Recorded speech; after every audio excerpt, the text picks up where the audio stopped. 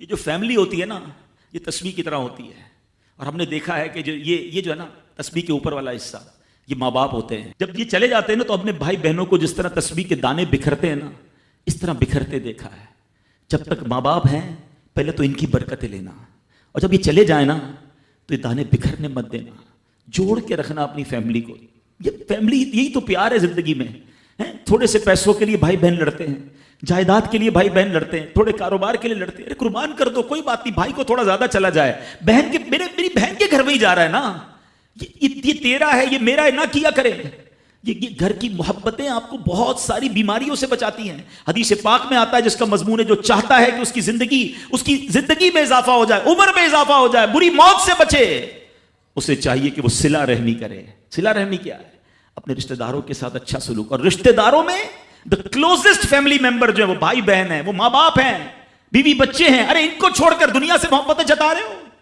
نہیں میرے پیارے اسلامی بھائیوں. تو اپنی بچیوں کے ساتھ اور اپنی بہنوں کے ساتھ بالخصوص اچھا سلوک کرنا. خوش نصیب ہے وہ بھائی جو بہنوں کا مان ہے، خوش نصیب ہے وہ جو والد جو اپنی بچیوں کے ساتھ اچھا برتاؤ کرتا ہے. بہنوں کی دعائیں بھائی کو بہت اوپر لے جاتی ہیں. خوش نصیب ہے وہ بھائی. اچھا، ہمارے ایک اور نظام پتہ ہے کیا ہے؟ کہ جب تک ماں باپ کے ساتھ رہ رہے ہیں تو چلے بھائی بہنوں میں پیار ہے. اب بھائی بہنوں میں شادی ہو گئی، سب کی شادیاں ہو گئیں اور ماں باپ چلے گئے، تو اب نارملی لوگ اپنی بہنوں کو اگنور کرتے ہیں. اب یار میں تو اپنی بیوی کو دیکھوں گا، اپنے بچوں کو دیکھوں گا، اپنی کمائی کو دیکھوں گا. نہیں، اب بھائی کا کام ہے کہ وہ والد کا کردار ادا کرے، بہنوں کو یہ احساس دلائے کہ تمہارے ماں باپ چلے گئے ہیں مگر تمہارے بھائی زندہ ہیں، ہر مشکل میں تمہارے بھائی تمہارے ساتھ کھڑے ہوں گے. کبھی بہنوں کو یہ ریئلائز مت کرانا کہ وہ اکیلی کہیں کسی پرابلم میں ہو تو وہ اکیلے میں سوچے کہ میرے ماں ہوتی تو میں کس سے ماں سے بات کر لیتی، باپ ہوتا تو میں باپ سے کہہ دیتی، بھائی کو کیا کہوں، وہ تو سنتا ہی نہیں ہے. ہیں ایسے بھائی آج بھی کہ بہنیں انہیں اپنا دکھ بھی شیئر نہیں کرتی ہیں، بلکہ بھائیوں کو پڑی نہیں ہے بہن کدھر گئی. یہ مت کرنا. اگر تم اپنے ماں باپ کی روح خوش کرنا چاہتے ہو نا تو بھائی بہن جڑ کے رہو، بھائی بہنوں میں پیار رکھو. یہ پیسہ سب کچھ نہیں ہے. ارے جو کچھ میرے پاس ہے اگر میرا بھائی بہنوں پہ خرچ ہو جائے تو اس سے اچھی کیا چیز ہے. یہ یاد رکھے جو سوشل میڈیا پہ ہزاروں فرینڈ بنائے بیٹھے نا کہ میرے 5000 فرینڈ تو میرے 10,000 فرینڈ، کسی دن بستر پر پڑو گے نا اسپتال میں تو اس بستر کے کنارے تمہیں تمہارے بھائی بہن ہی نظر آئیں گے.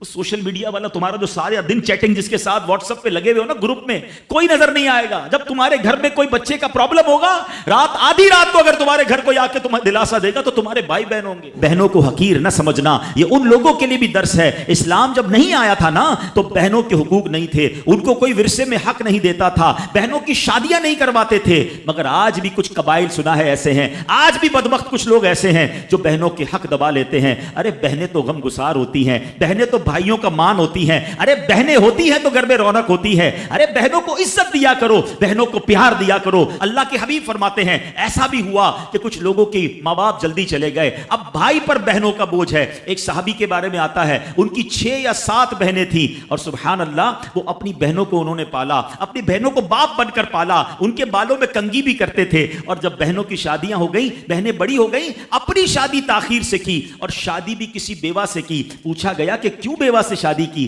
کہا میری بہنوں کو ایک ماں کی حاجت تھی، میں کوئی جوان لڑکی لے آتا تو بہنوں کا کیا ہوتا. اللہ اکبر، یہ صحابہ کا انداز. اور آج جو بہنوں کا حق دباتے ہیں، آج جو بہنوں کو ذلیل کرتے ہیں، نہ کرنا. ہمارا اسلام بہنوں